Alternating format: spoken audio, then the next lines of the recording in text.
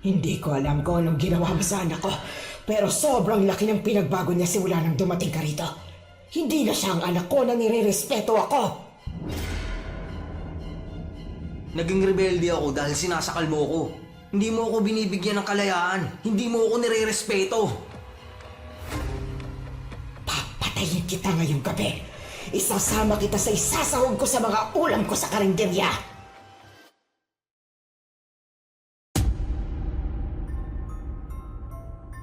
Kapag naririnig natin ang salitang nanay, ang unang pumapasok sa isip ay isang mapagmahal na nilalang. Gagawin nila ang lahat, maibigay lang ang pangangailangan ng anak. Isasakripisyo ang sarili at ipagtatanggol ka sa kahit na anong panganib. Pero hanggang saan nga ba dapat umaabot ang pagmamahal ng isang ina? Hindi ba dapat ito ay walang hanggan? Paano kung ang pagmamahal na yon ay naging nakakasakal na? Ganyan po ang tema ng ating kwento ngayon.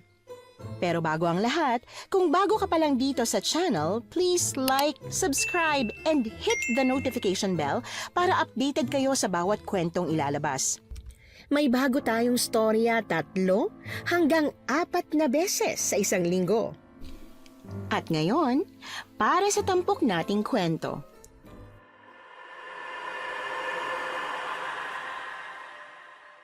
Magandang umaga po, Miss Anne. Tawagin niyo na lang po ako sa pangalang Bea. Isa po akong senior research writer sa ngayon sa mga TV at radyo. Pero syempre, nanggaling din ako sa pagiging baguhan. Ang ikukwento ko po ngayong araw ay tungkol sa kwentong matagal ko ng kinikimkim. Ilang dekada ang pinalipas ko bago ako nagkaroon ng lakas ng loob na ibahagi ito sa publiko. Ito ang nakakakilabot na kwento ko bilang isang baguhang research writer at sana ay magustuhan niyo po. Bea, sigurado ka bang pupunta ka ron na mag-isa? Pwede naman kitang samahan pero sa susunod na linggo pa tayo makakaalis. Makakahintay naman ang kwento mong yan o kaya naman maghanap ka na lang ng pwedeng gawa ng kwento rito sa malapit. Bakit kailangan mo pang pumunta sa ibang lugar para lang sa isang story report? Sir, gusto ko po kasi talaga yung kakaibang kwento. Alam niyo naman po na simula pa noon talagang gusto ko na yung may halong misteryo. Hindi mo alam ang pinapasok mo, bata. Kung sa umpisa, exciting yan. Sinisiguro ko sa'yo na sa kalagitnaan yan, baka mag-back out ka. Ba't naman po ako magbaback out? Gusto ko nga po to. Nako, bahala ka. Basta kapag nakarating ka ron, humanap ka kaagad ng landline na pwedeng tawagan para matawagan mo ako, ha? Malalagot talaga ako sa tatay mo kapag nalaman niyang hinayaan kitang mag-isa. Uy, takot naman po kayo masyado sa tatay ko, sir. Batikan na po si tatay sa ganitong larangan at sigurado akong magiging proud pa siya kapag nalaman niyang pumunta ako doon ng mag-isa. Sa chismis! Alam mo naman na mahilig akong kumain at gumala kasama ang mga kaibigan ko, di ba po, sir? Sa kakagala namin, nakarinig ako ng chismis tungkol sa lugar na yun. At hindi lang isang beses ako nakarinig, ilang beses na. Kaya naisip ko, maganda kung yun ang isusulat ko para sa special report ko. O siya, sige. Huwag lang sana aswang ang makasalubong mo sa bundok na yun. Naku, mas natatakot pa po ako kung mamamatay tao po palang may-ari ng karinderya kaysa sa aswang, no? Di naman po totoo yun. Hindi mo sigurado, Bea. Heto, may ibibigay pala ako sa'yo. Ano po to? Bato? Ano naman pong gagawin ko rito? Basta, ilagay mo lang yan palagi sa tabi mo. Sa wallet, sa bag, o mas mabuti kung sa bulsa. Mapoproteksyon ng kanya sa lahat ng oras. Mula sa naman po to, sir? Di ba ako tatablan ng bala o kutsilyo nito? Sa tagal ko sa industriyang ito, Bea, natuklasan ko na hindi masamang minsan makinig sa payo ng mga matatanda. Imbis na makipagtalo pa kay Sir Vincent, minabuti ko na lang na sundin ang gusto niya. Kinuha ko ang batong binibigay niya sa akin at saka yun inilagay sa wallet ko para hindi ko makaligtaan. Isa akong baguhang research writer at para maging regular, kailangan kong maglabas ng kwentong tatatak sa mga tao. Dahil sa hilig kong kumain sa labas kasamang mga kaibigan ko, natuklasan ko ang tungkol sa isang karinderya kung saan kadalasan daw ng kumakain sa kanila ay bigla na lang nawawala. Ang sabi, dapat daw iwasan ang karinderyang yon, pero ako, kailangan kong mapuntahan. Hindi rin naman ako naniniwala kasi na may kababalaghan ng karinderya sa pagkawala ng mga tao. Naniniwala ako na may eksplanasyon tungkol doon. Hindi na ako nagpatumpik-tumpik pa. Kaagad na akong bumiyahe patungo sa lugar na yon. Halos 4 na oras din ang biniyahe ko hanggang sa makarating ako sa isang stopover. Medyo malayo pa ako sa tinutukoy na lugar kaya naisipan ko na munang huminto sa isang tindahan para makitawag. Hello, Sir Vincent! Oh, Bea. Nakarating ka na ba? Hindi pa po sir eh. Siguro mga 2 oras pa po bago ako makarating. Tumawag lang po ako para ipaalam sa inyo na safe ako. Mabuti naman kung ganon. Basta kapag may pagkakataon ka, tawagan mo lang ako. Opo sir, wag po kayo mag-alala. Tatawag din po ako once na makarating na ako doon. At isa pang bilin, hindi mo kilala ang mga tao dyan kaya mag-iingat ka. Dala mo ba yung batong ipinadala ko sa'yo? Opo, dala ko po. Nagdala na rin po ako ng pepper spray tsaka whistle kung sakali man na may emergency. Siguruhin mo lang. O siya, tinatawag na ako rito. Mag-ingat ka sa biyahe. Pagkababa ng tawag, nagbayad na kaagad ako sa tindahan na narentahan ko ng landline phone. Pagkatapos ay bumili na rin ako ng makakain sa kanila. Ilang saglit lang ay sumakay na ako ng jeep. Pagkasakay ko roon, narinig ko kaagad ang usapan ng 2 pasahero tungkol sa karinderya kung saan madalas daw ay may nawawalang dayo. Pinaalalahanan pa nga nila yung driver ng jeep na iwasan yung karinderya pero tinawanan lang sila nito dahil imposible daw yon. Ang karinderya kasi ay nasa mismong gilid ng kalsada at lahat talaga ay madadaanan yon. Ang sabi pa nito, hindi naman daw totoo ang mga chismis dahil makailang beses na raw siyang nakakain sa karinderya pero hindi naman daw siya nawawala. Ewan ko ba, pero kahit na ganoon na ang sinabi ng driver, mas lalo pa rin akong nako-curious. Kung ano-anong tanong ang sumagi sa isip ko. Kung saan nanggaling ang haka-haka at kung bakit nga kaya naging matunog ang chismis na yon. Pero habang nasa kalagitnaan ako ng biyahe, pare-pareho kaming nagulat nang bigla na lamang umulan. Sa sobrang lakas ng ulan, halos hindi na makita ang daan. Nawalan din ng preno ang driver na talagang ikinataranta naming lahat. At dahil sa dulas ng daan, tumilapon ang jeep at tumaob sa gilid ng kalsada, padaos-dos sa isang bangin. Ewan ko kung ano ang sumunod na nangyari, basta't ang huling natatandaan ko lang, hindi ako nakalimot na magdasal sa Diyos habang nasa bingit ako ng kamatayan. Ano nang gagawin mo sa babaeng yan? Sinabi ko na sa'yo na pabayaan mo na yan doon at marami nang pwedeng tumulong na iba pero matigas pa rin ang ulo mo at nagpumilit ka. Nay, ako po ang unang nakakita sa kanya kaya ako na po ang tumulong. Ikaw nakakaimpyerna. Ibis na magbubukas na tayo tinulungan mo pa tao yan. Nay, wag po kayong maingay at nagigising na siya. Nasaan ako? Miss, sa wakas nagising ka na. Kamusta ang pakiramdam mo? May masakit pa ba sa'yo? Kasi kung meron, dadalhin kita sa ospital. O bakit? May pera ka ba? Ha, Domeng? Para dalhin niya sa ospital? Rico, ang sakit ng bintit balakang ko. Pero Nay, masakit daw po ang binti niya. Patigil nga! Lumapit sa akin yung matandang babae at saka pinisil ng mariin ang tuhod ko. Nang mapahiyaw ako sa matinding sakit, ni wala siyang naging reaksyon. Isinunod niya pa ang paa ko at binti na pareho ring masakit ng pisilin niya. Hey, gagaling yan! Nabugbog lang yan dahil sa pagkatilapon niya. Kaya nga po kailangan natin siyang dalhin sa ospital. Naku, dagdag gastusin lang yan. Pagpahingahin mo na lang yan dito sa bahay. Pagkatapos, kapag kaya na niyang lumakad, umalis na siya. Nakakaya naman po. Kung ayos lang po sa inyo, may landline phone po ba kayo? Makikitawag na lang po ako para makahingi ng tulong sa boss ko. Wala kaming landline dito, no? Kung gusto mo tumawag doon ka sa kabilang kalsada, may landline doon. Hayaan mo, makikitawag tayo doon bukas ng umaga. Gabi na kasi at sarado na. Saan mo pala ako nakita?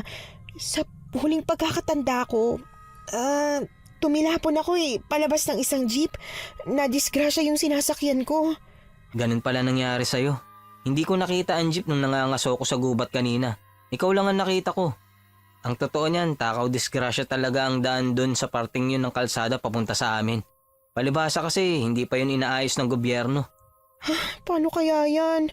Nasaan na kaya yung mga kasama ko doon? Hayaan mo at siguradong may makakatuntun din sa kanila. Pero sana lang buhay pa sila kapag nangyari yun.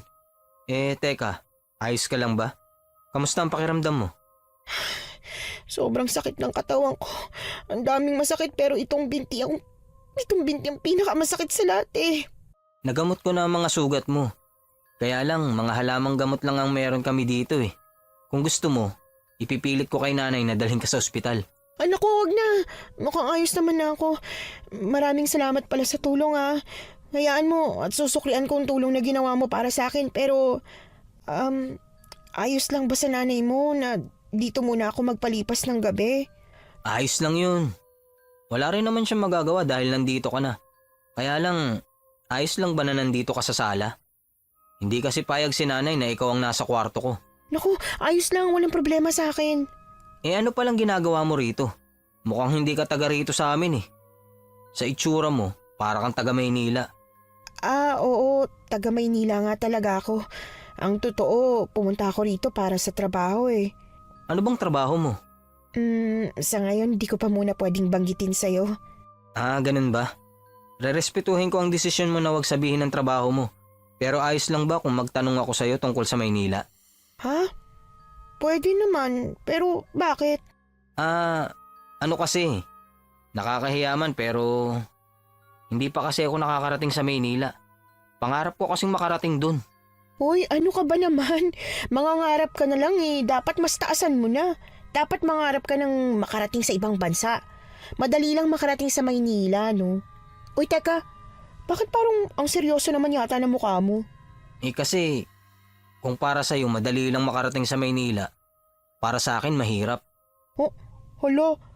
Bakit naman? Dahil ba kulang ka sa pamasahe? Hindi. Basta. O sige na nga. Ano ba kasi yung tanong mo tungkol sa Maynila? Sasagutin ko sa abot na makakaya ko. Marami kaming pinag-usapan tungkol sa Maynila. Sinabi niya rin sa akin ang pangalan niya at iba pang mga detalye tungkol sa kanya. Hindi ko alam pero napakadali lang ang makipag-usap sa kanya. Siguro dahil natural na mabait si Domeng. May busilak siyang puso. Ramdam kong lumaki siya ng maayos sa piling ng kanyang ina. Pero sa kabilang banda, nakakatakot talaga ang nanay niya na si Aling Mireng. Naputo lang ang usapan naming dalawa nang kumulo na ang tiyan ko nang dahil sa gutom, kaya ipinagluto niya ako ng hapunan. Maraming salamat dito sa lugaw at itlog na niluto mo Nabusog talaga ako. Walang problema. Medyo nakakahiya nga dahil yan lang ang naipakain ko sa'yo. Wala ka kasing pwedeng kainin dito kundi yan lang eh. Walang pwedeng kainin? Ano ka ba? May pagkain ba kayo dito na hindi pwede para sa akin? Wala naman akong allergy sa kahit na anong pagkain. Hindi. Basta. Hayaan mo, bukas ng umaga, ipamamalengke kita ng tinolang manok. Ha? Naku, wag na. Kung ano na lang ang meron sa bahay niyo, ayos na ako dun. Hindi kasi pwede yung nasa bahay namin. Basta lulutuan kita ng masarap. Ang mabuti pa, matulog na tayo ngayong gabi. At kung sakali man na may kung anong masamang mangyari, sumigaw ka lang. Nandito lang ako sa kwarto ko. Wala naman sigurong masamang mangyayari sa akin dito sa loob ng bahay niyo. Basta. Kung kailangan mo ko, tumawag ka lang. Okay. Maraming salamat ulit Sa kabila ng pagiging mabait, masasabi kong may pagka-weirdo si Domeng. Para siyang may kinakabahalang kung ano. Bagay na hindi ko masyadong pinansin. Noong gabing yon nahirapan akong matulog. Hindi ko alam kung hindi lang ba ako komportable sa hinihigaan kong mahabang upuang kahoy. Dahil ba nasa ibang bahay ako o dahil pakiramdam ko may nanonood sa akin. Hindi ako matatakuting tao pero kakaiba talaga ang pakiramdam ko sa bahay nila. Kinabukasan maaga akong nagising dahil nga hindi rin naman ako nakatulog ng maayos. Iniligpit ko ang unan at kumot na ginamit ko. Pagkatapos ay kinatok si Domeng sa kwarto niya para malaman kung gising na ba siya. Pero mukhang hindi pa. Kaya dumiretso ako sa kusina nila para sana maghanap ng pwedeng lutuin, makabawi man lang sa kanilang mag-ina. Kahit iika-ika pa sa paglalakad, pinilit kong makarating sa kusina. Nagbukas ako ng mga cabinet pero wala akong nakitang kahit bawang, asin o sibuyas. Nagtataka man, sinubukan kong tumingin sa loob ng ref. Pero kaagad akong napatakip sa ilong ng pagbukas ko noon. Umalingasaw ang masangsang na amoy ng mga karneng nakaimbak. Sa pagkabigla, kaagad ko yung sinara. Pero laking gulat ko nang biglang lumitaw sa harap ko si Aling Mireng. Ay, Diyos ko po!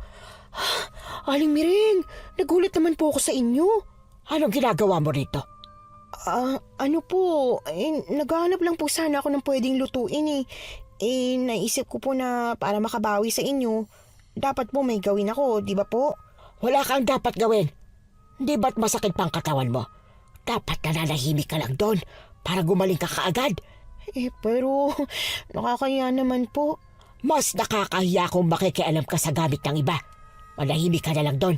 At kung may kailangan ka, huwag kang maghalongkat ng gamit dito. Tawagin mo si Domeng. Sabi ko nga, pasensya na po kayo. Sige po, babalik na po ako dun sa may sala. Habang iika-ika, ay nahihiyang lumabas ako ng kusina pabalik sa sala. Saktong pagbalik ko doon, bumukas ang pinto ng kwarto ni Domeng na mukhang natataranta. Ano nangyari? Bakit? Napagalitan ka ni nanay? Wala. Ano kasi, magluluto sana ako kaya lang di ako pinayagan ni Aling Mireng. Ay, naku. Nakalimutan kong sabihin sa'yo. Ayaw na ayaw ni nanay na may ibang nakikialam sa kusina niya. Pasensya ka na. Napagalitan ka tuloy. Ayos lang, ano ka ba? Teka. Nagugutom ka na ba? Mamimili lang ako ng mga rekado para makapagluto na ng almusal. Sa totoo lang, nahihiya talaga ako, Doming eh. Kahit ano, ayos lang. Ayos na sa akin. Kahit asin nga lang eh. Huwag kang mahiya. Ako naman ang nagkukusa eh. Ang mabuti pa, hintayin mo na lang ako sa labas ng bahay para naman kahit papano maaliw ka. Pwede ba? Oo naman. May mga alaga kaming hayop na pwede mong panoorin. Sige. Kaya lang medyo nahihirapan pa akong maglakad eh. Tutulungan na lang kitang lumabas. Sige. Siya nga pala, pwede bang magpatulong din akong tumawag sa boss ko? Sa landline? Oo, sana. Pero malayo ang may landline phone dito sa amin. Mahirapan kang maglakad palabas. Kung gusto mo, ako na lang ang tatawag para sa'yo. Ibigay mo na lang sa akin ang numero. Sige, bibigay ko sa'yo. Uy, Domeng, maraming salamat talaga ha. Kung hindi dahil sa'yo, baka patay na ako ngayon. Paulit-ulit ka naman magpasalamat. Nahihiya na rin tuloy ako. Mabuti pa, halika na sa labas. Hindi naman nakakahiya ang tulong na ibinibigay sa akin ni Domeng. Pero kasi kay Aling Mireng, hiyang-hiya talaga ako. Ramdam ko kasi talaga na hindi niya gustong nandito ako sa paraan kung paano siyang magsalita. Plano ko na lang talagang tiisin hanggang sa makahingi ako ng tulong kina Sir Vincent dahil nawala na ang lahat ng mga gamit ko. Malamang na naiwan yon sa jeep na sinakyan ko. Nang inabas na ako ni Domeng sa bahay nila, hindi ko inaasahan na ang aabutan ko ay halos gubat. Oo, at may mga alaga nga silang hayop pero wala akong matanaw na kapitbahay. Pinaupo niya lang ako sa upuang nasa labas ng bahay at binilinan akong maghintay sa kanya. Tahimik ako ron hanggang sa biglang bumalik si Aling Mireng, bit-bit ang isang bayong. Ano ginagawa mo dyan? Di ba't ang sabi ko sa'yo, mamahinga ka? Ano po? Hinihintay ko po si Domeng. Namili lang daw po. Pwede mo naman siyang hintayin sa loob ng bahay ah. Alam mo, ang mabuti pa, total hindi ka mapakali ng walang ginagawa. Tulungan mo na lang akong magbalat at maghiwa nitong mga gulay na ihahalo ko sa mga ulam na lulutuin ko. Mga ulam po? May handaan po ba? Anong handaan? Hindi ako naghahanda, no? Ibebenta ko sa karinderya. May karinderya po pala kayo. O sige tutulong po ako. Sabihin niyo lang po kung anong klaseng hiwa ang gagawin. Sige, diyan ka na lang maghiwa. Ikukuha na lang kita ng kutsilyo tsaka sangkalan. Kahit papaano ay gumaan ng kaunti ang loob ko kay Aling Mireng nang hayaan niya akong tumulong sa paghihiwa ng mga rekado sa lulutuin niya. Medyo marami yon, kaya naabutan pa ako ni Domeng na naghihiwa ng mga gulay. Oh, pinatulong ka ni nanay? Oo, medyo nakakatuwa nga kasi kahit papano nagkaroon ako ng silbi. Mabuti naman kung ganun. Hindi ka pa ba nagugutom? Medyo. Pero hintayin ko na lang na matapos ka magluto. O sige, tatawagin kita. Kaya lang, makakasingit ka ba sa pagluluto ni Aling Miring? Mukhang marami siyang lulutuin Ayos lang. Magkaiba naman kami ng lutuan. Ha? Magkaiba? Talaga? Pwede ba yun? Na ibang lutuan ng nanay at anak? Pwede. Hindi kasi ako kumakain ng luto ni nanay. O sige na, magluluto ako ng pagkain natin. Nagtataka man sa setup nilang mag-ina. Sa tingin ko, hindi na ako dapat manghimasok pa sa kanilang dalawa. Ipinagkibit balikat ko na lang at ipinagpatuloy ang paghihiwa ng mga Ricardo. Binalikan ako ni Aling Mireng para kunin ang mga pinahiwa niya sa akin pero malamig pa rin ang pakikitungo niya. Ni hindi siya nagpasalamat. Hinayaan ko na lang dahil ang mas importante naman para sa akin ay ang nakatulong ako. Dinala naman ni Doming sa labas ang pagkain. Tulad ng sinabi niya kagabi, nagluto siya ng tinolang manok at talagang masarap siya kung magluto. Wow! Ang linam naman magluto Nagmana ka siguro sa nanay mo, no? Hindi. Ang alam ko, nagmana ako sa tatay ko. Pero may-ari ng karinderyang nanay mo. Siguradong magaling siya magluto. Matabang siya kung magluto, kaya hindi ako kumakain ng mga luto niya. Ngayon lang ako nakarinig ng anak na hindi gustong luto ng nanay niya. Hindi ba pangkaraniwan? Hindi talaga, lalo na't ako. Talagang paborito kong luto ng nanay ko, no? Nakakainggit naman. Siya nga pala, maling numero ang binigay mo sa akin. Ang sabi raw, wala raw silang kilalang Bea. Lalaki ba o babae ang sumagot? Matandang babae ang sumagot. Hala, pwede ba patingin ang number na binigay ko sa'yo? Teka, nandito pa yun sa bulsa ko Eto. Teka lang. Hala, oo nga. Kulang ng number 1 yung number. Nakakainis naman. Sayang yung oportunidad. Sana nakausap mo na yung boss ko. Hayaan mo, susubukan ko ulit tumawag mamaya. Isulat mo na lang ng maayos ang numero. Sige, pero hindi ba malaking abala sa'yo yun? Ako na lang kaya kapag kaya ko nang lumakad ng malayuan. Ayos lang. Para naman masundo ka na nila. Bakit bigla ka yatang nalungkot? Hindi naman. Naisip ko lang, nakakainggit kasi pupunta ka na ng Maynila. Kung may pagkakataon ba? Gusto mo bang sumama? Ha? Oo naman. Gusto ko. Pwede bang isama mo na lang ako ron? Hindi madali ang buhay sa Maynila, Doming. Kung pupunta ka doon, kailangan mo maghanap ng trabaho. Pero kung talagang gustong-gusto mo, susubukan kitang tulungang makahanap. Kaya lang, hindi muna kita sasama ha. Babalikan na lang kita kapag sigurado may trabaho na. Ayaw naman kitang paasahin. Talaga? Babalikan mo ako? Oo naman, kung talagang gusto mo Gustong gusto ko. Ano nga palang tinapos mo? Para naman mahanapan kita ng disenteng trabaho. Tinapos? Tinapos saan? Sa pag-aaral. Nako, yun lang. Kailangan ba yun? Oo naman, kailangan yun. Teka, huwag mong sabihin na... Hindi pwedeng hindi ko sabihin Hindi ako nakapag-aral. Talaga? As in, no read, no write? Nakakapagsulat at nakakapagbasa naman ako dahil tinuruan ako ng nanay ko pero wala akong diploma. Kahit elementary? Wala talaga. Ibig bang sabihin yan, hindi na talaga ako pwedeng pumunta sa Maynila? Pwede naman, pero kasi baka maging mahirap ang trabaho mo dun Alam mo na, ayoko masaktan ka kasi pangarap mong Maynila. Ayos lang sa akin ang mahirap na trabaho. Basta makarating lang ako sa Maynila. Kakaiba ka talaga, Doming. Hindi ko alam kung bakit gustong-gusto mo sa Maynila, pero... sige na nga, tutulungan na kita. Yun, aasahan ko yan Oo, malaking naitulong mo sa akin kaya gusto ko makabawi kahit papano. Kakaiba ang saya sa mga mata ni Doming. Para siyang isang bata na napagbigyan sa matagal niya ng inaasam-asam na hiling. Kaya alam ko na dapat hindi ko siya biguin. Kung kinakailangang suyurin ko ang Maynila para lang makahanap ako ng trabahong pwedeng tumanggap sa kanya, gagawin ko. Yon ang itinatak ko sa utak ko. Pagkatapos namin kumain, naglinis na siya ng buong bahay. Nalaman kong wala siyang trabaho bukod sa tinutulungan niya ang nanay niya sa lahat ng gawaing bahay at pati na rin sa karinderya. Bandang 12:00 ng tanghali, nagpaalam na siyang aalis para tulungan ang nanay niya kaya naiwan ako sa bahay. Wala akong ibang nagawa kundi ang matulog ng matulog sa maghapon kaya kinagabihan, gising na gising ako. Kamusta ka naman dito sa bahay, Bea? Ayos ka lang ba? Ang totoo niyan, hindi talaga ako sanay na palagi lang nakakulong sa loob ng bahay. Kaya nahihirapan ako. Kaya nga kailangan mo talagang magpahinga. Pero bukas kung sakali mang ayos na ang binti mo, pwede kang sumama sa amin sa karinderya. Kahit hindi ka tumulong, sumama ka lang. Talaga? Uy naku, gusto ko yan. Pero, kakayanin ko ba maglakad papunta doon? Sa likod lang naman ng bahay namin ang karinderya. Ha? Paano sa likod? Malalaman mo rin bukas. Siya nga pala, bumili na ako ng hapunan natin. Tara na, kain na tayo. Bumili? Mabutit hindi nagtampo si Aling Mireng dahil sa iba ka bumili ng ulam.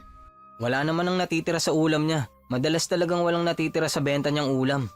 Wow, malakas palang karinderya niyo, no? Hindi rin. Mahina nga eh. Simula nung...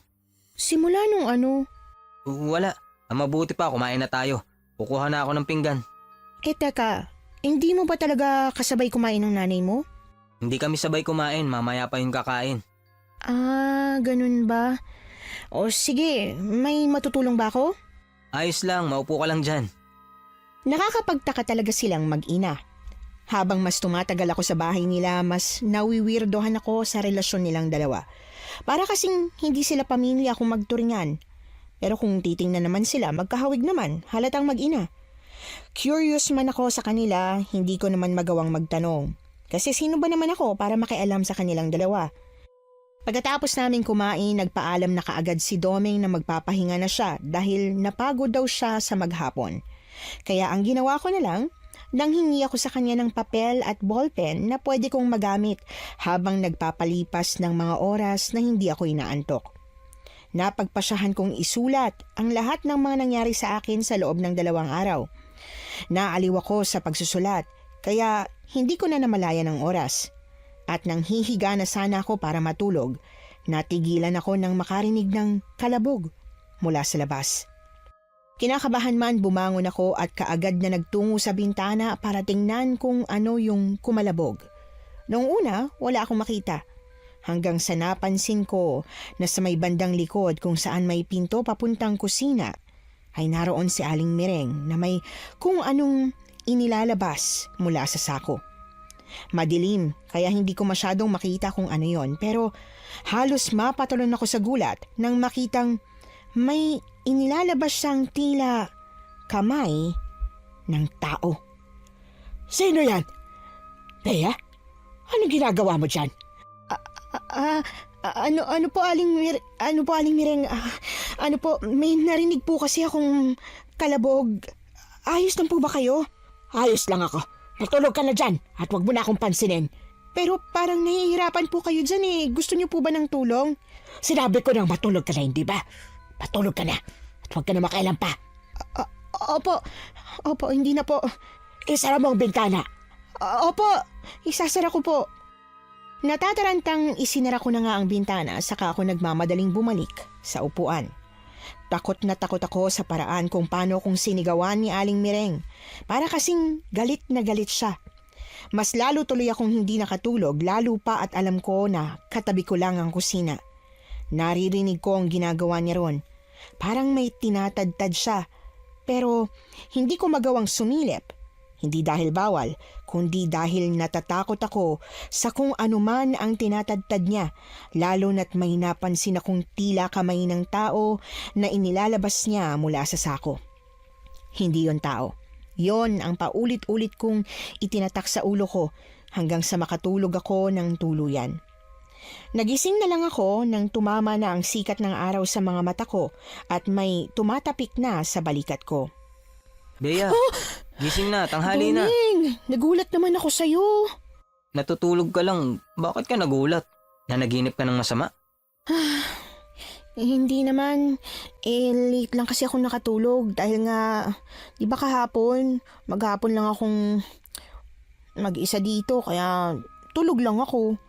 Kaya, ayan, nabigla ako nang gisingin mo ko. Ganun ba? Tara na at bumangon ka na. Tingnan mo nga kung medyo maayos na ang mga binti mo. Teka, ayun, medyo nakakalakad na ako na maayos eh. Pwede na siguro ako lumabas mamaya, no? Oo naman, isasama kita sa karinderya mamaya. Ay, sa wakas, malapit lang ba yung karinderya nyo? Sa may telepono? Pwede ba akong makitawag doon mamaya? Walang problema, sasamahan kita papunta ron. Naku, salamat naman. Excited ka na bang umuwi? Oo naman, tsaka sigurado ako kasi na nag-aalala na sila sa akin eh. Lalo na yung boss ko. Sinabi ko kasi sa kanya na tatawag ako kapag nakarating na ako. Pero hindi pa ako nakakatawag. Tama ka nga naman.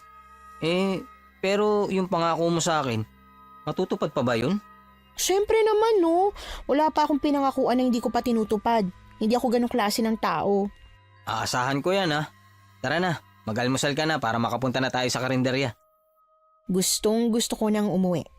Nahihiya na kasi talaga ako kay Aling Mireng. At bukod sa nahihiya, natatakot din ako. Ewan ko ba, basta kagabi, nakaramdam ako ng matinding kaba patungkol sa kanya. Na para bang may itinatago siyang kababalaghan. Pero sa kabilang banda, naaawa naman ako kay Domeng. Nakikita ko kasi sa mga mata niya na nalulungkot siya sa tuwing babanggitin ko na gusto ko nang umuwi. Hindi ko alam kung bakit, pero sa tingin ko, yun ay dahil wala siyang ibang kaibigan maliban sa akin. At napatunayan ko yon nang pagdating namin sa karinderya, wala nga siyang nakakausap na iba bukod sa mga customer. Dito lang din pala sa likod ng bahay yung tabing kalsada. Bakit ang sabi mo malayong palengke? Akala ko dadaan pa sa gubat. Malayo naman talaga eh. Doon pa yun sa kabilang kanto. Pero hindi mo talaga nasabi sa akin na hindi naman pala dadaan sa gubat. Nasa likod lang pala ng bahay niyo yung kalsada. Pasensya naman. Hindi ko na naisip ipaliwanag sa'yo. Siya nga pala, napansin ko na halos lahat ng mga kumakain dito sa inyo. Parang hindi mo kilala. Wala ka bang kaibigan man lang na kumakain dito? Wala akong kaibigan. Ha? Uy nako, imposible naman yan. Wala naman sigurong tao na walang kaibigan. Ano ba yung kaibigan? Seryoso? Hindi mo alam ang ibig sabihin ng kaibigan? Oo, ano ba kasi yun? Yung kaibigan, yung nakakausap, o kaya naman nakakabiruan mo. Tsaka yung komportable ka kapag kasama mo, mga ganun. Ibig sabihin kaibigan kita? Ha? Kung komportable kang kausap ako, oo, syempre magkaibigan na tayo. Kung yung kausap ko, may mga nakakausap ako sa palengke at saka sa may tricyclean. Pati na rin sa mga kalapit na tindahan. Marami akong nakakausap. Pero wala ka bang nakakausap palagi? Yung nakakasama mo sa gala o kaya trip sa buhay? Trip? Ano yun? Naawa tuloy ako sa'yo. Dapat magkaroon ka ng kaibigan. Ang kaibigan yung nakakasama mo sa mga gusto mong gawin sa buhay. Yung kasama mong tumawa, kasama mo sa malulungkot na araw, tsaka kung ano-ano pa. Parang ang saya magkaroon ng ganun. Hayaan mo, kapag nakapunta ka na sa Maynila, magkakaroon ka rin ng maraming kaibigan. Talaga? Mas lalo tuloy akong nasasabik na makapunta dun. Siya nga pala, wala na masyadong dumarating na customer ah. Pwede mo na ba akong samahan sa tindahan para makitawag? Oo nga pala. O sige, tara na. Domeng! Saan ka pupunta? Nay, sasamahan ko lang po si Bea papunta sa tindahan. Makikitawag daw po siya. Ganun ba? Magpapasundo na ba siya? Opo, Nay. Mabuti pa nga. Pero bilisan mo ha. At maya-maya may customer na uli. Sige ho, Nay. Nasabik ako nang papunta na kami sa tindahan. Nahihirapan pa rin talaga akong maglakad pero pinilit ko ang sarili ko para lang makausap ko na si Sir Vincent. Alam ko na talagang nag-aalala siya sa akin at baka nga ipinalagay niya na ako sa missing person. Pagkarating sa tindahan, binigyan ako ni Domeng ng pambayad. Ang sabi niya sa akin, babalikan niya na lang daw ako at baka mapagalitan siya ni Aling Mireng. Pumayag na rin ako dahil nga gusto ko ring makausap ng pribado si Sir Vincent. Hello? Sino to? Sir Vincent, ako po to. Bea? Naku po, Diyos ko. Ang tagal kong hinintay ang tawag mo. Alam mo bang pinalista na kita sa missing person? Hindi mo pa ba napapanood sa TV? Ay hindi po sir, wala po kasing TV tong napuntahan ko eh. Ano ba kasing nangyari sa'yo, ha? Bakit ngayon ka lang tumawag? Naaksidente ho ako, sir. Sa sobrang lakas ng ulan, tumilapon yung sinasakyan kong jeep. Ako, mabuti na lang po at may mabuting tao na tumulong sa akin. Kaya lang walang-wala po akong pera para makauwi. Nawala po kasi lahat ng mga gamit ko. Nako, nasaan ka ba? Ipasusundo kita. Teka lang po. Hindi ko po kasi talaga alam kung nasan ako. Napilayan po ako at nahirapan po akong lumabas. Ngayong araw lang po ako nakalabas O siya, sige. Magtanong-tanong ka kung nasaan ka. Teka lang ho, Ale. Pwede po bang malaman kung anong address po dito? Tinanong ko ang tindera na nagbabantay sa tindahan. Sinagot niya rin naman kaagad ako na sinabi ko rin kay Sir Vincent. Ano? Nandiyan ka na pala sa location na pupuntahan mo Ha? Hala, oo nga po no. Hindi ko napansin. Sige sir, huwag niyo na po muna ako ipasundo. Gagawa pa po ako ng kwento. Ano? Nadisgrasya ka na't lahat? Yung kwento pa rin ang gusto mo? Bea, ipasusundo na kita. Hindi po sir. Siguro, bigyan niyo pa po ako ng mga 2 araw. Ay nako, napakatigas naman talaga ng ulo mo. At saka nga po pala, yung taong tumulong po sa akin dito, gusto niya po kasing maghanap ng trabaho sa Maynila Meron po bang available? Kaso lang, hindi po kasi siya nakapag-aral Meron namang available dito. Pero janitor, marunong naman ata siya maglinis. Opo sir, sigurado pong marunong siya. Pero ang tanong, kilala mo ba yan? Mabuting tao ba? Sir, kung di po dahil sa kanya, patay na ako ngayon. O sige, ako nang bahala sa kanya. Tutulungan ko siya pero umuwi ka na. Magpapadala na ako ng susundo sa'yo. Kung hindi lang ako busy ngayon, ako na mismo ang susundo Sige na nga ho. Salamat po sir. Pasensya na po talaga. Pinakaba ko kayo. O siya, sige na. Tatawagan ko na mga pulis na i-lift ka na sa missing person dahil alam ko kung nasaan ka na. Mag-iingat ka dyan at hintayin mo ang sundo. Ibigay mo sa akin ang mismong address. Kaya lang tatanungin ko pa po. Tatawagan ko na lang po kayo ulit. Bea, nako. Baka bukas ka pa ulit tumawag, ha? Hindi po, tatawag po ako pag natanong ko na. Salamat po sir. Nang ibaba ko na ang tawag, nagbayad na kaagad ako sa tindera. Pero ewan ko ba, kakaiba ang tingin niya sa akin. Kaya napatanong ako bigla sa kanya. Pero imbis na sagutin ang tanong ko kung bakit ganoon na lang siya kung makatingin sa akin, sinagot niya rin ako ng tanong. Isang tanong na nagpagulat talaga sa akin. Bea, tapos ka na ba makipag-usap sa boss mo? Oo, kaya lang, hindi ko kasi alam ang address niyo para masundo nila ako. Hindi ko pa nasabi. Ganun ba? Tatawag ka ba ulit sa kanya para sabihin ang address namin? Oo, sana kung ayos lang sa'yo. Sige, tara, tawagan natin siya. Naging awkward ang pakiramdam ko kay Domeng nang matuklasan kong ang karinderya pala nila ang dahilan kung bakit nandito ako ngayon. Hindi ko tuloy alam kung paano ako makikipag-usap sa kanya. Hindi ko alam kung paano ko aalamin kung ano ang dahilan kung bakit iniiwasan ang karinderya nila. Pumasok kasi lahat sa isip ko yung mga nangyari nitong nakalipas na araw. Kung paano ako nadisgrasya at kung paano ko nakarating sa bahay nila. Totoo ba talaga ang lahat ng ito? Parang ang hirap paniwalaan na aksidente lang ang lahat ng mga nangyari. Matapos sabihin ni Domeng ang address ng bahay nila, bumalik na kami sa karinderya. Kung kanina, nanonood lang ako sa mga dumarating at umaalis na customer. Ngayon, tahimik na akong nagmamasid at pinag-iisipan ang lahat.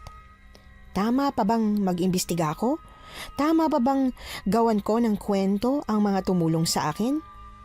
Kanina ka pa tahimik Ayos ka lang ba? Oo. Medyo masakit lang ang ulo ko pero ayos lang ako. Dapat pala pinabalik na kita kaagad sa bahay kaninang tanghali nung nakatawag ka na sa boss mo. Ibig bang sabihin yan? Alis ka na? Opo. Baka bukas po ng umaga nandito na sila. Mabuti naman kung ganon. Di na ako maiilang sa sarili kong bahay. Pasensya na po talaga kayo sa abalang nagawa ko, Aling Mireng. Huwag po kayong mag-alala. Mag-aabot po ko ng bayad sa inyo sa pagtulong niyo po sa akin. Nako, wag na. Basta't makaalis ka na lang dito, masaya na ako. Nanay naman, wag naman po kayong ganyan. Doming, Naiintindihan ko naman si Aling Miring eh. Di nga naman talaga komportable na may ibang tao sa bahay. Ngayon lang naman nangyari to. Hindi naman palaging may tao sa bahay. At hindi na mauulit-ulit, Domeng. Mauna na ako. Marami pa akong gagawin. Domeng, alam mo, parang hindi natutulog si Aling Miring. Hindi ba nakakasama sa kanya na halos hindi siya nagpapahinga? Nung isang gabi kasi, naabutan ko siyang may bit-bit na sako at naglalabas siya ng mga... Anong nakita mong ginagawa ni nanay? May hinihila siyang sako tapos kumuha siya ng parang karne yata yun o kahoy. Hindi ako sigurado kasi malayo eh. Tsaka sa gabi, naririnig kong nagtatadtad siya. Parang hindi kasi natutulog ang nanay mo. Karne nga siguro ng baboy ang nakita mo. At oo, sa gabi rin yun inaasikaso bago siya matulog. Hindi mo lang siguro napapansin na natutulog din siya. Pero bakit sa gabi?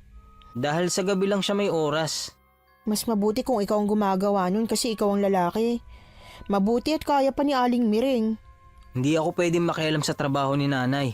Di ba nga sabi ko sa'yo, walang pwedeng makialam sa kusina niya. Kasama ako ron. Oh, ganun ba? Grabe pala sa pagiging strict ang nanay mo, no?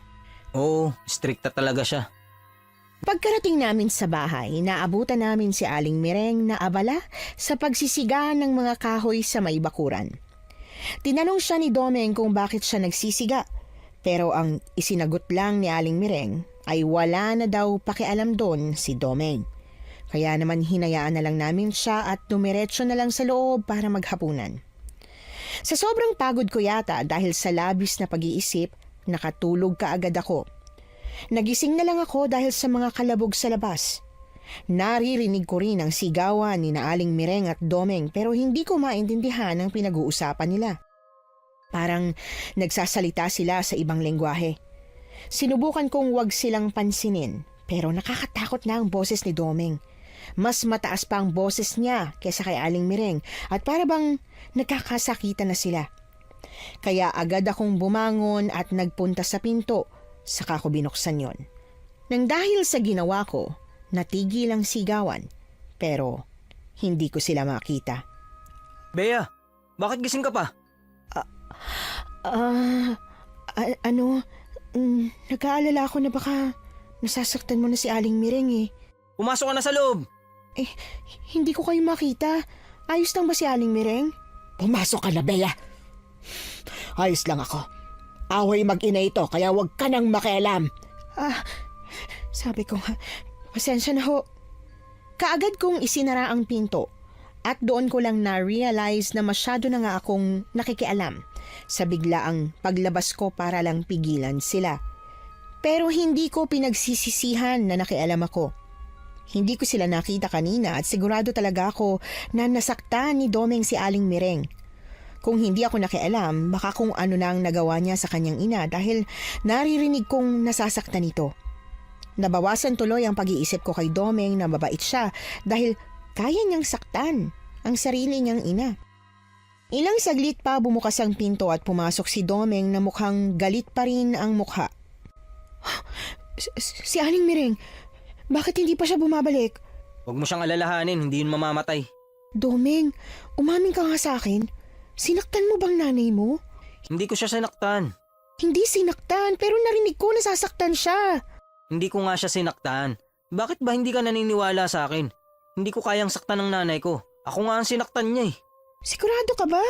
Kasi kahit ano pang gawin o sabihin sa'yo ng nanay mo, dapat hindi mo siya kailanman saktan. Kahit emosyonal. Sana iniintindi mo na lang, hindi yung sinisigaw-sigawan mo pa siya.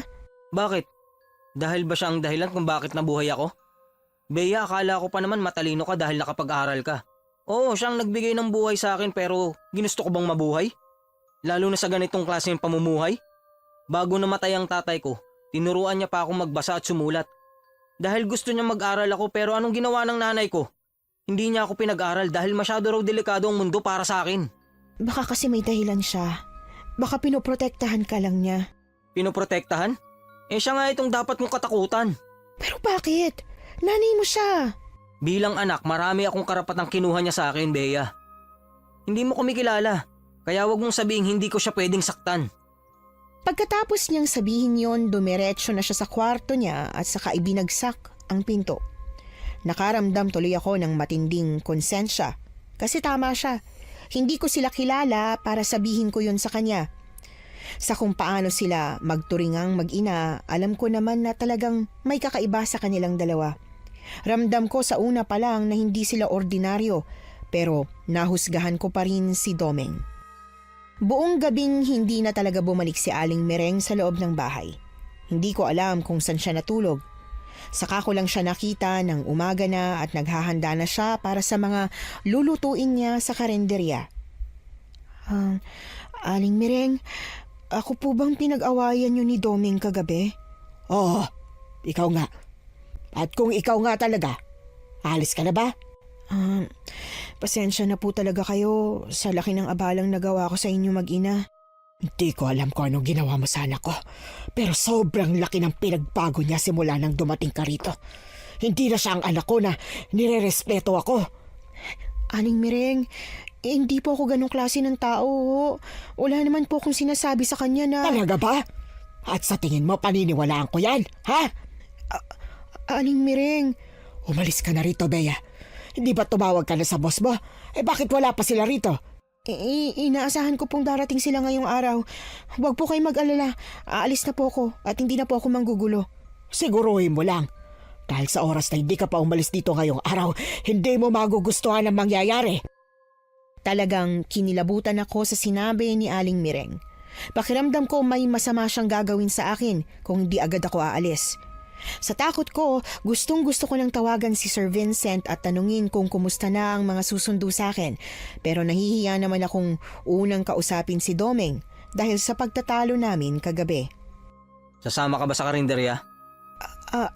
Oo sana.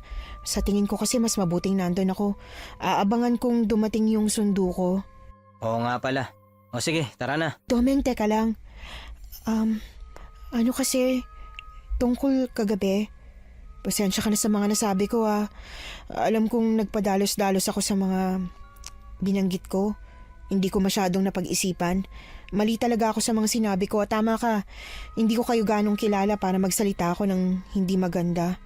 Ayos lang. Naiintindihan din naman kita. Alam kong nabigla ka lang din sa pag-aaway namin ni nanay.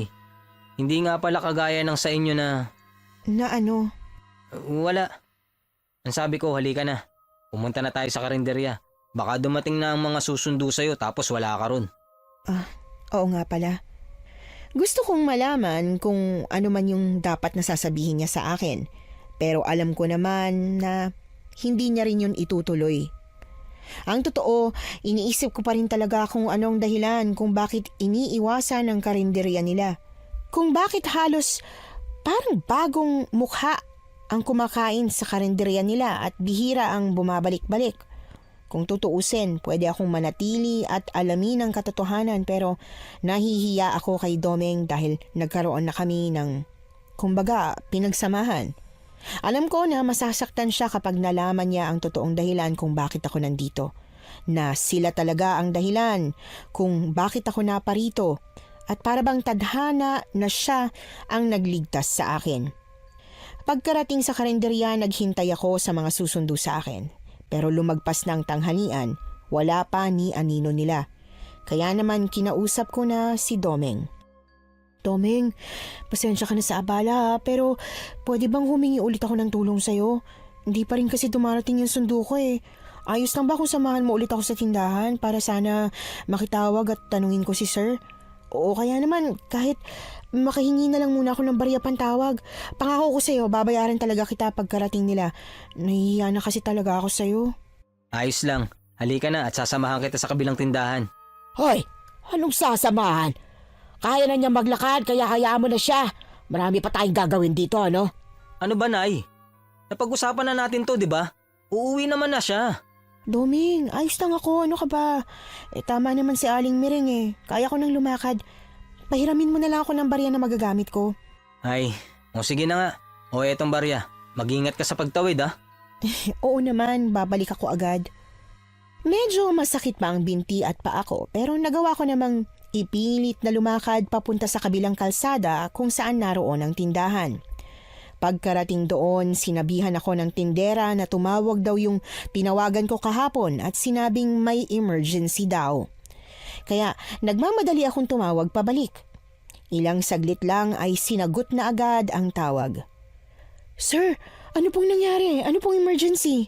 Bea, nako, nagkaroon ng emergency. Nasiraan ang sasakyan yung pinapunta ko sa'yo. Ano po? Diyos ko, kumusta naman daw po sila? Ayos lang silang dalawa. Nakatawag pa nga sa akin kanina pero mukhang matatagalan daw ang pag-ayos ng kotse. Kung ayos lang, baka gabi o bukas ng umaga sila makarating dyan. Di ba, kailangan mo rin naman tingnan yung karinderya? Sir... O bakit? Huwag kang mag-alala at susunduin ka nila kahit anong mangyari. Sir, gusto ko na po talagang umuwi. Wala tayong magagawa, Bea. Kailangan mo silang hintayin. Malapit na sila dyan eh. Pinapaayos lang ang kotse. Pwede po bang sunduin na nila ako, sir? Pwede po ba ngayon na? Kahit sira po yung kotse nila, mag-commute na lang po. Sir... Ano bang nangyayari? Kahapon lang sabi mo maayos ka. Bakit ngayon nagkakaganyan ka? Basta po, kapag nakauwi na po ako, ikukwento ko. Basta po pasundo na po sana ako rito, sir. O siya, sige. Kapag tumawag sila ulit, sasabihin kong dumiretso agad dyan sa'yo. Kahit gabi po, ayos lang. Sige, kahit gabi papupuntahin ko sila. Gusto ko nang umiyak sa mga nangyayari. Pakiramdam ko, pinagsakloban ako ng langit at lupa. Pakiramdam ko, hindi natatapos ang kamalasan ko. Hindi naman ako sinasaktan nila Domeng at Aling Mireng, pero may kung anong nag-uudyok sa akin na umalis na. Parang may bumubulong na kung hindi pa ako aalis, may mangyayaring masama. Pero sa kinamalas-malasan nga naman, bakit parang ayaw pa rin akong paalisin? Pagkabalik ko sa karinderya, naabutan ko si Domeng na nag-aabang sa akin. Halata ang pag-aalala sa kanyang mga mata. Natagalan ka yata. Medyo marami kasi kaming pinag-usapan ni Sir Vincent. Baka raw mamayang gabi pa sila makarating dahil nasiraan daw sila ng kotse. Pero hindi pwedeng pumunta sila rito ng gabi. Bakit naman? Hindi naman siguro masamang bumiyahe sa gabi. Hindi sila pwedeng pumunta sa bahay kapag gabi na. Di lalabas na lang ako mamayang gabi at mag-aabang dito sa may labas ng karinderya. Delikado na sa gabi, Bea. Dapat sinabi mong ipagpabukas na lang ang pagpunta rito. Ano magagawa ko? Nasabi ko na. Tsaka, Doming, gustong-gusto ko na talagang umuwi. Gusto ko na makita ang pamilya ko, tsaka makabalik sa trabaho ko. Oo nga pala. O siya, sige. Ako na lang ang bahala. Lalabas tayo mamayang gabi at hihintayin sila. Salamat at naintindihan mo ko. Pero Bea, ano ba talagang trabaho mo? Personal na bagay sa akin yun, Doming. Hindi mo na kailangan malaman sa ngayon. Pero kung sakali na pupunta ka sa Maynila, malalaman mo rin. Hindi na ako pupunta. Ano? Pero bakit? Di ba pangarap mo yun? Kung masama pa rin ang loob mo sa akin dahil sa napagtalunan natin, wag mong isuko naman yung pangarap mo. Hindi dahil sa pag-aaway natin. Bakit nga? Si nanay, ayaw niyang pumayag. Hayaan mo na. Sanay naman na akong kasama siya palagi at isa pa, baka tama siya. Mahihirapan lang ako sa Maynila. Pero, Doming, natural lang mahirapan. Lahat ng bagay mahirap talaga sa umpisa. Pero hindi ibig sabihin nun, susukuan mo na. Kaya, wag mo sukuan. Pag-iisipan ko. Dadalawin kita rito pag nakahanap na ako ng trabaho para sa'yo. Imbis na sumagot, nginitian lang ako ni Domeng. Kita ang lungkot sa mga mata niya. Nakakaawa. Pero ano magagawa ko kung mas pipiliin niya talaga ang gusto ng nanay niya kesa sa gusto niya? Sa kabilang banda, naiintindihan ko si Aling Mireng. Nanay siya at gusto niyang maprotektahan ang anak niya. Pero sana hindi sa ganitong paraan. Sana hindi niya sinasakal ang anak niya at hindi tinatanggalan ng karapatan. Nagpaalam ako kay Domeng na bumalik na muna sa bahay nila at pinayagan niya naman ako. Pagkabalik ko ron, kinuha ko yung papel at ballpen na hiningi ko kay Domeng. Saka ako nagsimulang magsulat. Isinulat ko ang lahat ng mga nangyari sa akin. Ang mga kababalaghang nararanasan ko, pati na rin ang misteryo sa karinderya. Kahit wala pang matinong sagot, kahit nananatili pa rin ang mga tanong kung bakit nga ba nawawala ang mga taong napapadpad sa karinderya nila. Hanggang sa makauwi na sila Domeng at Aling Mireng. Bea, Halika na at kumain na tayo. May dala akong adobong manok. Ay, wow! Mukhang masarap yan ah. Pero sana matikman ko man lang yung luto ng nanay mo bago ako umalis. Gusto ko mang ipatikim sa yung luto niya, hindi talaga pwede. Pero bakit naman? Mas mabuti pang wag mo nang alamin. Teka, kukuha muna ako ng plato at kutsara. Sige. Ito ang plato mo, Bea. Maraming salamat. Kumain ka lang ng marami ha, para may lakas ka mamaya pag uwi mo. Domeng, ngayong aalis na ako, may gusto sana akong sabihin sa'yo eh. Alam kong pwede mong ikagalit, pero sa tingin ko mas mabuting tanggapin ko yung galit mo kaysa ang hindi ko sabihin sa'yo. Sige, Bea. Handa akong makinig at kahit ano pa yan. Ang totoo kasi niyan, di ba nasabi ko na sa'yo ang dahilan kaya ako pumunta dito dahil sa trabaho? Oo. Sasabihin mo na ba sa akin kung anong trabaho mo? Oo. Ang trabaho ko kasi isang research writer. Yung nagsusulat ng kwento o balita na hango sa totoong buhay. Hindi base lang sa mga haka-haka. Kaya talagang pinupuntahan namin yung lugar o nagre-research kami kung saan-saan para malaman kung totoo nga yung narinig naming kwento. At yung kwento ng karinderya namin ang napili mong isulat? Ibig sabihin, alam mong usap-usapan tungkol sa inyo? Oo, alam ko. At marami ng kagaya mo ang sumubok ibalita ang karinderya namin. Pero lahat sila walang napatunayan. Kaya nga napagpasyahan ko na hindi na ituloy dahil wala naman talaga eh. May napansin man akong kakaiba sa inyo mag-ina. Hindi naman siguro totoong nawawala ang mga tao nang dahil sa inyo. 'Di ba? Ang mabuti pa kumain ka na. Domeng, bakit mo binabago ang usapan? Bea, may mga tanong na minsan mas mabuting hindi na natin malaman. Ibig sabihin, totoo nga? Imbis na sagutin ako, minadali na lang ni Domeng ang pagkain. Sa totoo lang, gustong-gusto ko talaga siyang pilitin pero iniisip ko kasi kung paano niya nasisigawan si Aling Mireng noong isang gabi.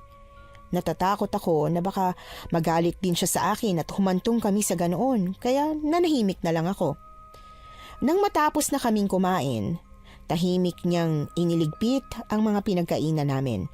Bagay na talagang ikinabahala ko lalo na at dumiretso na siya sa kwarto niya pagkagaling sa kusina. Ayokong mag-demand pero ang sabi niya kasi sa akin, sasamahan niya akong maghintay sa labas ng karinderya nila. Kaya lang, nag-umpisa ng lumalim ang gabi pero hindi pa rin siya lumalabas ng kwarto. Gusto ko siyang katukin pero nahihiya ako.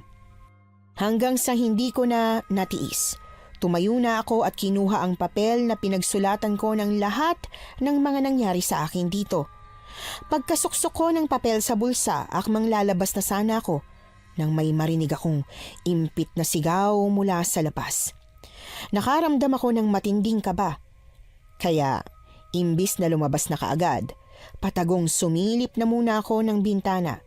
At talagang nanginginig ang buong katawan ko nang makita ko si Aling Mireng na may hinihilang babae. Pilit itong kumakawala kay Aling Mireng pero malakas talaga ang nakatatandang babae. Nagagawa niya pa rin itong hatakin ng marahas. Sa labis na pagkataranta, kaagad kong kinatok si Domeng sa kwarto niya. Domeng! Domeng, buksan mo pinto! Si Aling Mireng! Si Aling Mireng, may hinahatak na tao sa labas! Domeng! Bea, anong nangyayari? Domeng, si Aling Mireng, may hinahatak siyang tao dun sa labas. Hindi ko alam kung anong ginagawa niya pero... Diyan ka lang, huwag kang lalabas. Pero ano ba kasi nangyayari? Bakit hinihila niya yung babae? Hindi na ako sinagot ni Domeng. Sa halip ay nagmamadali na siyang lumabas ng bahay. Habang ako naman dumiretso sa bintana at pinanood ko kung ano ang mangyayari. Nanlaki ang mga mata ko nang makitang hahampasin na sana ni Aling Mireng yung babae pero tila maging siya ay nagulat nang makita niya si Domeng. Domeng, anong ginagawa mo rito? Bakit gising ka pa? Kung hindi ako nagising, pumatay ka na naman ng tao. Tao pa rin talaga ang isasahog mo sa mga ulam natin? Hindi. Domeng, ano ba kasing nangyayari sa'yo? Matagal naman ang tao ang sinasahog ko sa mga ulam natin Nay, hindi na po kayo naawa. Ilang beses na akong nakiusap na itigil nyo na po. Itigil nyo na. Hindi ko pwedeng itigil ito. Dahil kung titigil ako, Ikaw ang mapapahamak. At paano ako ang mapapahamak? Ikaw ang may gusto niyan. Ikaw ang gumagawa. Kaya bakit akong idadahilan mo? Dahil kung titigil ako, magiging aswang ka. Hindi totoo yan. Kay tatay ako nagmana. Hindi ako aswang tulad mo. At sinong may sabing nagmana ka sa tatay mo, ha? Pwede kang maging isang aswang sa oras na tumigil ako sa ginagawa ko. At sa paanong paraan? Hindi nakasagot si Aling Mireng. Halatang dahilan lang talaga niya ang lahat para gawin ang karumaldumal na pagpatay ng mga tao. Halos masuka ako sa lahat ng mga nalaman ko. Kaya pala, hindi ako pinapakain ni Domeng ng mga lutong ulam ng nanay niya. Kaya pala ilag siya sa kanya. At kaya pala galit ang nanay niya na nandito ako dahil ayaw niya pala sa tao. Sa totoo lang, gustong-gusto ko nang lumabas. Gusto ko nang tumakas. Pero halos hindi na ako makagalaw dahil sa labis na panghihina ng aking mga tuhod. Hindi ka makasagot, di ba? Dahil wala naman talagang totoong dahilan. Pinoprotektahan lang kita, Domeng. Alam mo, dati ka namang nakikinig sa akin eh. Dati ka namang walang pakialam. Pero simula nang makasalamuha ka ng mga tao, naging ganyan ka na. At mas tumindi pa ngayong dumating na yung Bea na yan. Hindi sa wala akong pakialam noon. May paki ako pero hindi ako makapagsalita. May paki ako pero wala akong magawa. Hindi ako makapagsalita dahil ano namang labang ko sa'yo, Nay? Hindi totoo yan. Dati ka nang may respeto at magalang na anak. Pero dahil sa mga taong yan, naging rebelde ka na. Naging rebelde ako dahil sinasakal mo ako. Hindi mo ako binibigyan ng kalayaan. Hindi mo ako nirerespeto. At ngayon, ano gusto mo gawin ko? Itigil ko ang pagpatay sa mga tao? At paano tayo mabubuhay? May mga hayop na pwedeng lutuin. Pero hindi tayo mabubuhay sa hayop, Domeng. Alam na alam mo yan. Nabuhay ako ng ilang taon nang hindi kumakain ng mga ulam na niluto mo. Ilang taon lang. Paano pa ang mga susunod na taon? Tama ng usapang to, Nay. Ang mabuti pa, iiwan na kita. Ayoko na sa ganitong buhay. Pagod na akong intindihin ka. At saan ka pupunta? Sa Maynila? Kasama yung Bea na yan? Oo, sasama ako sa kanya at wala ka nang magagawa. At sa tingin mo ba hahayaan ko yung mangyari? Hindi. Mamamatay muna siya bago pa kayo makapunta sa pinapangarap mong Maynila. Namilog ang mga mata ko nang biglang lumingon sa akin si Aling Mireng. Galit na galit ang mga mata niyang nanlilisik. Bago pa man ako makaatras, nagbago na ang kanyang itsura. Tinubuan siya ng pakpak at mabilis na lumipad patungo sa akin. Napatili ako ng malakas at mabilis na yumuko para magtago bago niya pa ako maabutan. Pero imbis na makatakas, nahablot niya ang buhok ko at mabilis na kinaladkad ako palabas ng bahay nila. Peste kang babae ka! Ikaw ang dahilan kung bakit kami nag-aaway ng anak ko! Aling Mireng, tama na po. Bitiwan niyo na po ako. Huwag niyo po ako papatayin, Aling Mireng. Papatayin na kita ngayong gabi. Isasama kita sa sasahog ko sa mga ulam ko sa karinderya. Hindi mo gagawin yan, Nanay.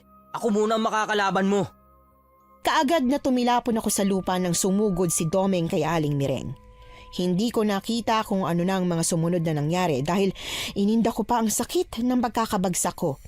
Pero nang marinig ko ang mahinang ungol ng babae sa tabi ko, dumilat agad ako. Nakita ko ang duguan niyang mukha habang nakatitig sa akin. Ilang segundo akong nakatulala lang. Iniisip ko pa kung anong dapat kong gawin hanggang sa bigla akong natauhan. Buhay pa siya at kailangan niya ng tulong. Nagmamadali akong bumangon kahit sobrang sakit ng katawan ko. Tinulungan ko ang babaeng bumangon at pilit na sinabihang magpakatatag siya dahil tatakas kami. Kahit hirap na hirap, pinilit naming maglakad papunta sa likod ng bahay.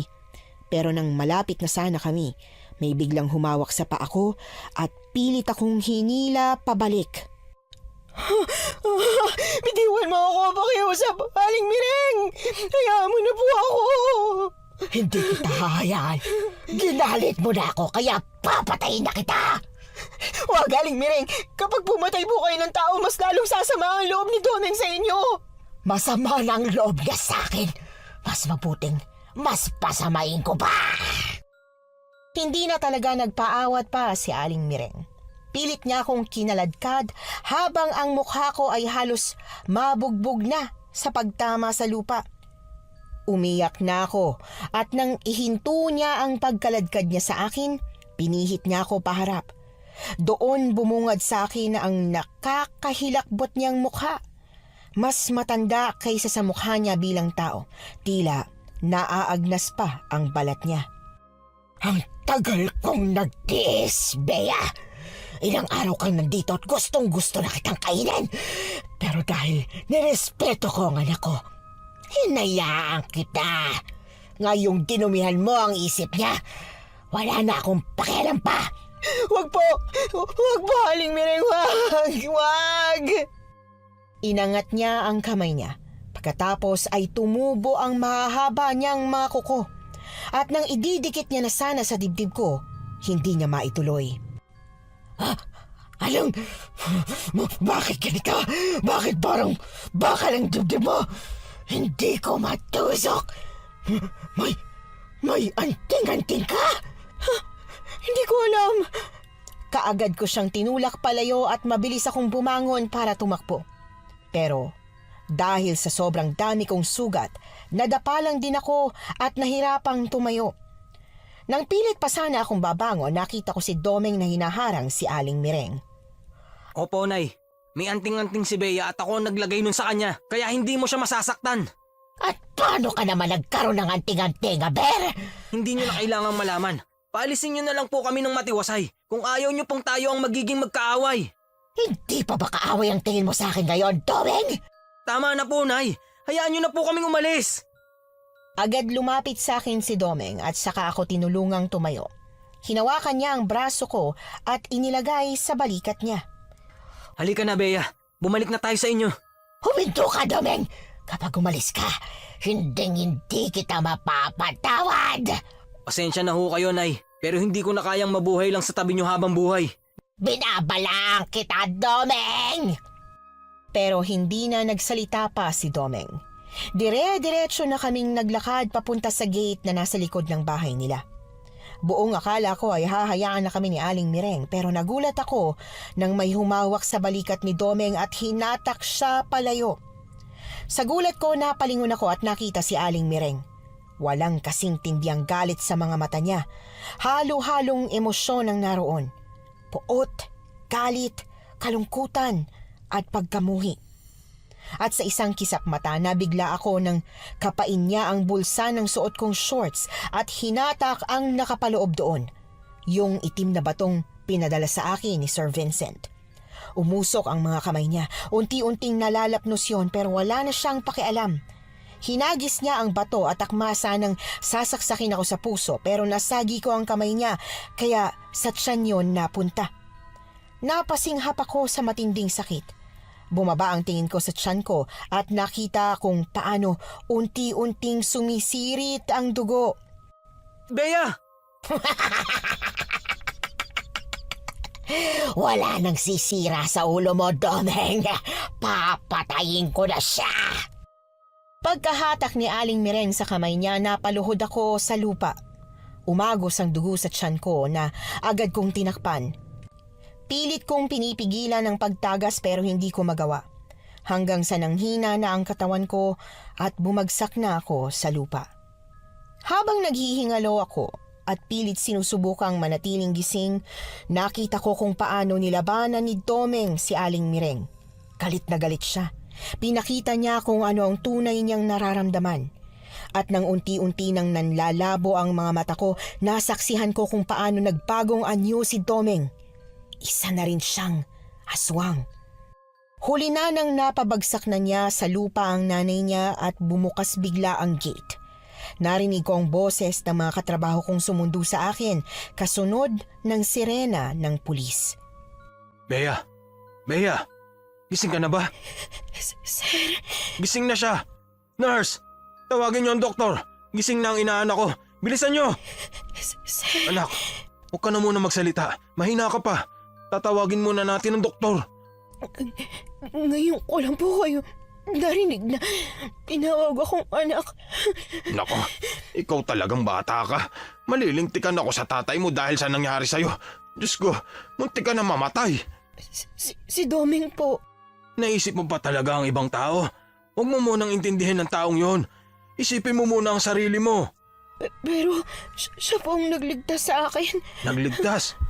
Pinatay niya ang sarili niyang nanay. Nasaan na po siya? Malamang nasa kulungan. Sir, tulungan niyo po siyang makalabas. At bakit ko tutulungan makalabas ang isang mamamatay tao? At ang sarili niya pang ina? Dahil ang tunay na mamamatay tao ay yung nanay niya. Ano ka ma? At paano nangyari yon? Basta po, sabihin niyo po sa mga pulis, sa kusina niya, may tinatago si Aling Mereng sa kusina niya. Saktong pagkasabi ko noon, dumating na ang doktor na titingin sa akin. Nalaman kong ilang araw na pala akong hindi gumigising dahil sa tindi ng nangyari sa akin. Marami akong sugat sa katawan dahil nga sa pagkakakaladkad sa akin. Malalim din ang sugat ko sa tiyan at maraming dugo ang nawala. Inakala nila na hindi na ako magigising. Nag-alala na ang tatay at nanay ko pero hindi sila makabalik agad sa Pilipinas kaya si Sir Vincent na ninong ko rin ang nagbantay sa akin. Tinanong ko rin kung anong nangyari doon sa babaeng muntik ng patay ni Aling Mereng pero wala raw balita. Buong akala ko babaliwalain ni Sir Vincent ang sinabi ko tungkol sa kusina ni Aling Mereng. Pero sa sumunod na araw, bumalik siya na may isang nakakatakot na balita. Paano mo nalaman ang tungkol sa kusina ni Aling Mereng? Ano pong nakita nila sa loob ng kusina niya? Nakakadiri, Bea. Sumama ako sa mga pulis para matingnan yung mismong kusina pero hindi ko kinaya. Lumabas kaagad ako. Sir, sabihin niyo na po sa akin. Ay, yung ref niya, puno ng laman loob ng tao. At sa sahig, may mga secret door papunta sa pinaglulutuan niya ng mga ulam na binibenta sa karinderya. Nakakasulasok ang amoy roon, Bea. Nakakadiri. Nakita mo ba yan? Hindi po, sir. Pero naririnig ko pag nagtatadtad siya ng mga karne. Naririnig ko kapag nagluluto siya pero wala akong nakikita sa kusina niya. Kaya sigurado ako na nasa ilalim niya ng bahay. Diyos ko, Bea. Paano mo kinaya yung mga araw na nakatira ka doon? Dahil hindi ko naman po alam eh. Mabait si Domeng at hindi niya pinaramdam sa akin na may panganib sa paligid. Ni wala siyang binabanggit sa akin. Pero siguradong may nararamdaman ka ng kakaiba kahit wala siyang sinasabi. Meron nga. Hindi ko lang inintindi. Lalo na po nung nalaman kong sila pala yung karinderyang hinahanap ko. Tungkol pala doon, nakita ko yung papel na sinulatan mo. Nabasa ko rin. Bea, magandang kwento ang karanasan mo sa bahay ng mag-inang may-ari ng karinderyang yon. Ano kaya kung ipasa mo ang kwento nito? Sir, hindi ko pa po alam kung ipapasa ko ba ang kwentong to. Pero bakit? Magandang kwento ito, Bea. Di ba ito ang gusto mo? Yung kwentong misteryoso at may kababalaghan. Isa pa, ikaw mismo ang naka-experience. Opo, pero ayokong pagkakitaan ng kwento ni Domeng. Pero bakit naman? Dahil kahit papano, naging kaibigan ko siya. Kahit sa huli, napatay niya ang nanay niya, naging malapit pa rin siya sa akin, sir. Sobrang bait na tao ni Domeng. Kinontrol siya ng nanay niya simula pa nung bata siya. Hindi siya binigyan ng kalayaan na makapag-aral. Hindi siya nagkaroon ng mga kaibigan. Minulat lang siya sa buhay na paulit-ulit at sa buhay na hindi naman niya gusto. Pilit tinali ng nanay niya ang pakpak niya kaya hindi siya makalipad. At ang tanging pangarap lang niya, yung makapunta sa Maynila. Kawawa naman pala si Domeng, anak. Kaya pakiramdam ko, sir, hindi tamang ilabas ko to. Pero alam mo, magandang kwento talaga to, Bea. Pag-isipan mo ha. Sige ho, sir. Alam kong magiging magandang kwento ang naging karanasan ko sa bahay ni na Domeng. Kahit na siguradong marami ang tataas ang kilay at magtatanong kung totoo ba. Pero Natatakot ako sa magiging reaksyon ni Domeng, kaya pilit kong itinago ang tungkol sa bagay na yon. Matapos ang 1 buwan, nakauwi na rin ako sa bahay namin. Pero bago ako umuwi, nakausap ko pa yung babaeng muntik nang mapatay ni Aling Mireng. Nagpasalamat siya sa akin dahil kung hindi ko raw siya tinulungan, malamang napatay na siya. Nang sabihin niya yon, imbis na maging masaya ako dahil may natulungan ako, mas nakaramdam pa ako ng matinding konsensya. Kasi kung sinunod ko kaagad ang nararamdaman kong kakaiba, edi sana mas marami pa akong natulungan. Yung unang beses na nakita ko si Aling Mireng na may inilalabas sa sako, yung unang beses na marinig kong may tinatadtad siya, ang daming pagkakataon na sana nakatulong ako. Baka habang mahimbing ang tulog ko, may humihingi pa ng saklolo. 1 taon na yung kwento mo. Naisulat mo na ba ng maayos? Opo sir, naisulat ko po ng maayos pero wala po akong balak na ilabas sa segment natin. Pero bakit naman? Sayang naman kung hindi mo ikukwento. Nasagot ko na po sa inyo yan noon sir. Sir, wag niyo naman po akong pilitin. Okay, sige, hindi na. Nanghihinayang lang kasi ako dahil siguradong kapag inilabas mo yon, talagang gaganda ang karera mo bilang research writer. Alam ko naman po yun. Pero sa tingin ko po may mga kwentong mas mabuting itago na lang kaysa isa publiko. Siya nga po pala, may balita na po ba kayo kay Domeng? Yun na nga. Wala pa rin hanggang ngayon. Bakit ba kasi gustong gusto mo siyang mahanap? Baka nakalimutan ka na nun. Marami po akong gustong sabihin sa kanya sir. Kahit siguro makalimutan niya ako, ipapaalala ko sa kanya na ako yung tinulungan niya. Hindi kaya nainlababo ka na ron? Naku, Bea, sinasabi ko sa'yo ha. Sir naman, wala po akong nararamdamang ganun para sa kanya, no? Naging kaibigan ko lang po talaga siya. Sus, baka kaibigan pala ang ibig mong sabihin. Sir, hindi po. Naku, isipin niyo na nga pong gusto niyong isipin. Basta, tulungan niyo po akong mahanap siya.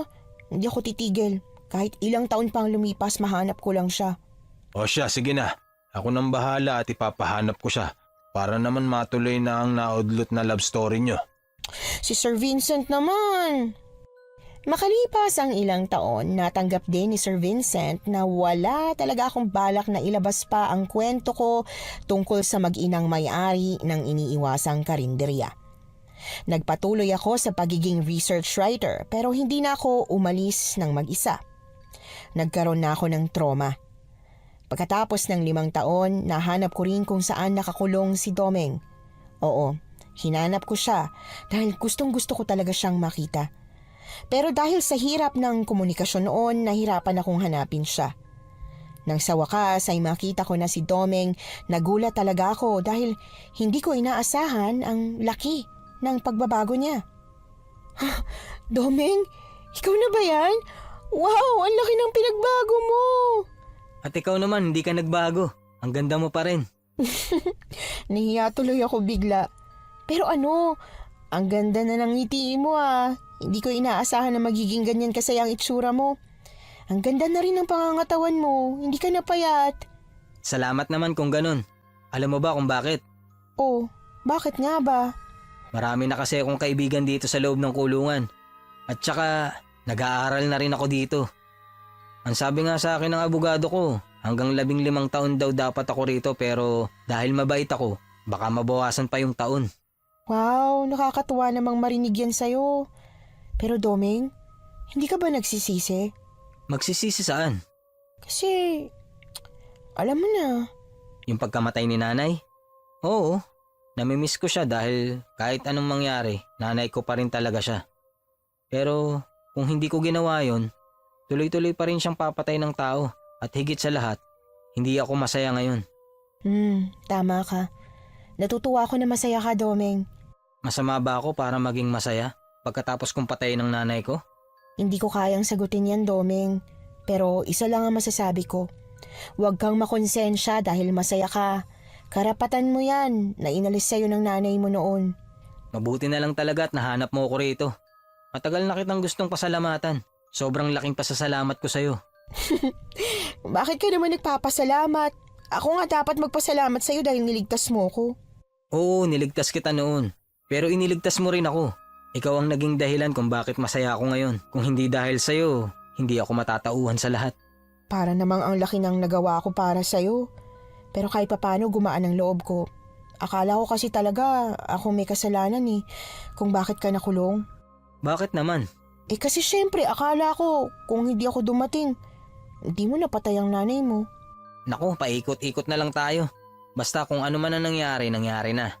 Siya nga pala, kapag nakalabas na ako dito sa kulungan, matutulungan mo pa rin ba ako sa paghahanap ng trabaho? Anong trabaho bang gusto mo? Kahit anong trabaho, basta disente at magiging tunay na tao ako. Teka lang. Nakita kitang nag-anyong aswang noon. Hindi ka ba? Oo, nagaan yung aswang talaga ako. Pero huwag kang mag-alala dahil kaya kong kontrolin ang sarili ko. Hindi ako kagaya ni nanay na sabik sa laman ng tao. Mabuti naman kung ganun. Bale, magkita na lang ulit tayo sa susunod Dadalawin kita ulit. Aasahan ko yan Hindi umabot ng 15 taon, nakalabas na kaagad si Domeng sa kulungan. Tulad ng pangako ko sa kanya, tinulungan ko siyang makahanap ng trabaho. Maswerteng nakahanap kami ng security guard na trabaho para sa kanya. May mga pagkakataon na nahihirapan siya at dahil ako lang ang kaibigan niya, ang nangyayari ay pumupunta siya sa akin. Minsang pinagselosan pa siya ng asawa ko, pero sa huli ay natanggap din niya na magkaibigan lang talaga kami ni Domeng. Opo, Miss Anne, hindi kami nagkatuluyan ni Domeng. Siguro iniisip ninyo na naging kami pero hindi yun nangyari. Walang balak si Domeng na magkaroon ng asawa dahil natatakot siya sa pwedeng mangyari kung sakali man na magkaanak siya. At higit sa lahat, wala kaming nararamdaman para sa isa't isa. Siguro napapaisip ang listeners kung bakit inilabas ko ang kwentong ito sa channel ninyo. Pero yon ay dahil sa tingin ko, panahon na. Masyado ko nang kinimkim ito ng matagal at nagpaalam din naman ako kay Domeng. Isa pa, gusto ko rin ito dahil anonymous. Hanggang dito na lang po ang kwento ko at ng naging kaibigan ko na si Domeng. Maraming salamat po sa pakikinig hanggang dito sa dulo. Nagustuhan niyo po ba ang ating kwento ngayong araw? Kung oo ang sagot at hindi mo pa nagagawa, subscribe na. Click the notification bell para updated ka sa tuwing maglalabas kami ng bagong kwento. Click like at mag-iwan na rin ng comment. Masayang-masaya ako tuwing nagbabasa ng messages mula sa inyo. At kung may sarili kayong karanasan na gusto nyong ibahagi sa amin, email lang sa missanhorrorstories@gmail.com. Dire-diretso lang, missanhorrorstories@gmail.com. Malay nyo, sa susunod, yung kwento na ninyo ang binabasa namin para sa ating mga tagapakinig. Hanggang dito na lamang muna at muli po, ito po ang inyong si Miss Anne. Nagpapasalamat sa inyong patuloy na pagmamahal at pagsuporta.